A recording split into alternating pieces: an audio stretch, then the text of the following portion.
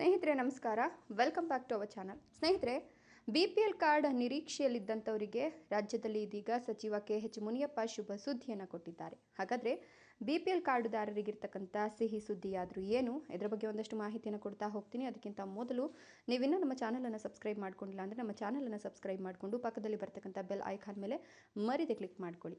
ಹೌದು, ಮೊದಲೆಲ್ಲ BPL card ಅಂದರೆ ಬಡತನ ರೇಖೆಗಿಂತ ಕೆಳಗಿರೋರಿಗೆ ನೀಡಲಾಗ್ತಿತ್ತು. ಆದರೆ ಶ್ರೀಮಂತರು ಕೂಡ BPL ಕಾರ್ಡ್ಗಳನ್ನು ಪಡೆದುಕೊಂಡಿರ್ತಕ್ಕಂಥ ಆರೋಪಗಳು ಬಹಳ ಹಿಂದಿನಿಂದಲೂ ಕೇಳಿ ಬರ್ತಿತ್ತು. ಹೀಗಾಗಿ ಸರ್ಕಾರ ಕೂಡ ಎಚ್ಚೆತ್ತುಕೊಂಡು ಒಂದಷ್ಟು ಕ್ರಮಗಳನ್ನು, ಮಹತ್ವದ ನಿರ್ಧಾರಗಳನ್ನು ತೆಗೆದುಕೊಂಡಿತ್ತು.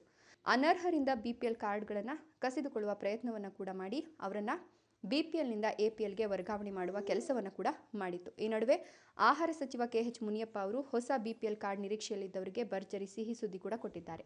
ಬೆಳಗಾವಿಯ ಸುವರ್ಣಸೌಧದಲ್ಲಿ ಮಾತನಾಡಿರ್ತಕ್ಕಂಥ ಅವರು, ರಾಜ್ಯದಲ್ಲಿ ಅರ್ಹರಿಗೆ ಶೀಘ್ರವೇ ಹೊಸ BPL ಪಡಿತರ ಚೀಟಿ ವಿತರಣೆ ಮಾಡಲಾಗುತ್ತೆ ಅಂತ ಆಹಾರ ಸಚಿವ KH ಮುನಿಯಪ್ಪ ಘೋಷಣೆ ಮಾಡಿದ್ದು, ಅನ್ನಭಾಗ್ಯ ಸೇರಿದಂತೆ ಪಂಚ ಗ್ಯಾರಂಟಿಗಳ ಬಗ್ಗೆ ಮಾಹಿತಿ ಕೊಟ್ಟಿದ್ದಾರೆ.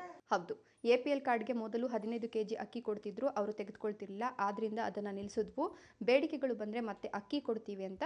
ಇದರ ಜೊತೆಗೆ APL ಕಾರ್ಡುದಾರರಿಗೂ ಕೂಡ ಸಿಹಿ ಸುದ್ದಿಯನ್ನು ಕೊಟ್ಟಿದ್ದಾರೆ. ಈ ಮಧ್ಯೆ ಯಾರೆಲ್ಲ ಅರ್ಹ ಫಲಾನುಭವಿಗಳಿದಾರಲ್ಲ ಅವರಿಗೆ ಹೊಸದಾಗಿ BPL ಕಾರ್ಡ್ ಮಾಡಿಸ್ಕೊಳ್ಬೇಕು ಅಂದ್ಕೊಂಡ್ರೆ ಖಂಡಿತವಾಗಿಯೂ ಕೂಡ ನಿಮಗೆ ಇದು ಸುಸಂದರ್ಭ ಅಂತ ಹೇಳಬಹುದು. ಹೊಸ BPL ಕಾರ್ಡನ್ನು ಪಡ್ಕೊಳ್ಳಿಕ್ಕೆ ಇದೀಗ ರಾಜ್ಯ ಸರ್ಕಾರದಿಂದ ಕೂಡ ಅಸ್ತು ಅನ್ನಲಾಗಿದ್ದು, ನೀವೇನಾದರೂ ಅರ್ಹರಾಗಿದ್ದರೆ, ನೀವು BPLನಿಂದ APLಗೆ ನಿಮ್ಮನ್ನು ಸರ್ಕಾರ ವರ್ಗಾವಣೆ ಮಾಡಿದರೆ ಅಥವಾ ನಿಮ್ಮನ್ನು ಆ ಪಟ್ಟಿಯಿಂದ ತೆಗೆದುಹಾಕಿದರೆ ಈಗ ನೀವು ಅಗತ್ಯ ದಾಖಲೆಗಳನ್ನು ಪೂರೈಸಿ ಈ ಒಂದು ಸಂದರ್ಭದಲ್ಲಿ BPL ಕಾರ್ಡನ್ನು ಮತ್ತೆ ಮಾಡಿಸ್ಕೊಳ್ಬಹುದು.